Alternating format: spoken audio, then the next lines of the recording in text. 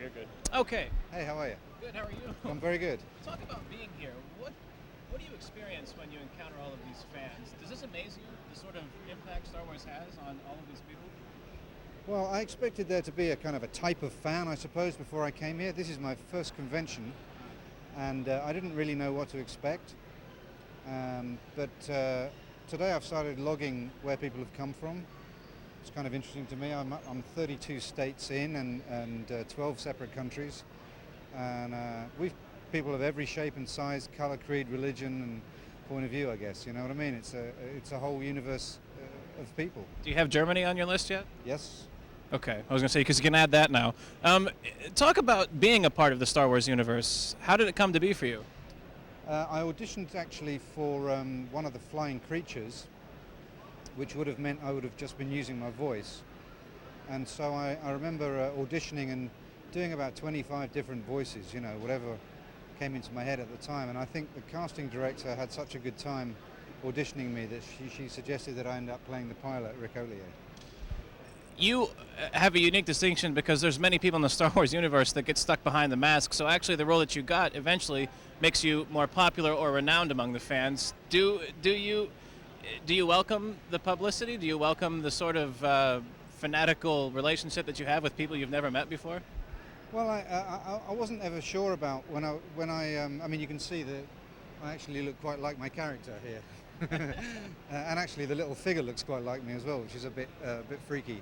But I've probably answered about 1,000 letters since I did the movie and signed photographs and sent them through the mail, and you don't know what those people are like, you know. I mean, so I didn't have a sort of an image of who the fan was, but the last 2 days I've met hundreds of people, and they've all been really polite and really sweet, and really happy to meet me, and it's been a really good experience. What's it like to be directed by George Lucas? Did you work under his unit? I did, yeah. No, George directed me for 4 whole weeks, yeah. You know, a lot of times people say that and this has been known in all the documentaries, the instruction he gives is faster and more intense, but really it's a much more engaging process when you work for him. Is it? No, that I would say faster, more intense was exactly the experience that I had of George. That I would say the line and they go, cut, okay, let's do one more, faster, more intense. And that was definitely my experience. I got a little bit more out of him when I was flying the ship at the end, the Starfighter, and we had 2 hours of like a fairground ride really, and the thing was tilting forwards and to the side and to the thing, and I was like shooting and doing kind of pretty much Second World War pilot kind of stuff, you know what I mean? Yeah. Talking into the intercom, and I got out at the end and said, "Thanks, George, you know, I always wanted to do that." And he said, "You wait till you see how fast it goes." Talk about having an action figure made of you. Is that freaky for you? I mean, do you have kids? Do you have nieces, nephews that... I have nieces, nephews, and I have little people in my life, yeah. No, that's a wonderful thing, especially since it actually looks like me. So if people get tired of me, they can sort of start sticking pins in it, you know. Are you anxious to see the new movie? Oh, look, I saw the trailer last night. It looked awesome.